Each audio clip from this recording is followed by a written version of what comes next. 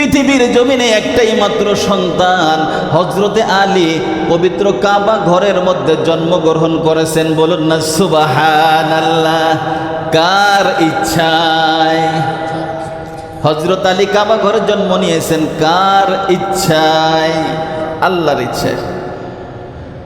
নবী পাকের একজন সাহাবী শেরে খোদা হযরতে আলী রাদিয়াল্লাহু তাআলা আনহুকে ইরানের শিয়ারা, এই ইরানের শিয়ারা পর্যন্ত আল্লাহর নবীর একজন সাহাবী হযরতে আলী রাদিয়াল্লাহু তাআলা আনহুকে মহব্বত করিয়া, হযরতে আলী রাদিয়াল্লাহু তাআলা আনহুকে অনুসরণ করিয়া হযরতে আলী রাদিয়াল্লাহু তাআলা আনহু এবং তার সন্তান ইমাম হাসান হুসাইনকে নিজেদের জীবনের চাইতে বেশি মহব্বত করিয়া আজকে ইরানের শিয়ারা বিশ্বের বুকে সর্বশ্রেষ্ঠ মুজাহিদ।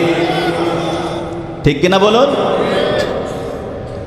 শিয়াদের সাথে আমাদের কিছু দ্বন্দ্ব আছে, কিন্তু যখন ইসরায়েল আমেরিকা কুফফার শক্তির সাথে কোনো মুসলমানের যুদ্ধ হয়, মুসলমান সাপোর্ট দিবে কাকে?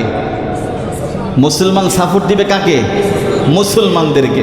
বোঝা গেল?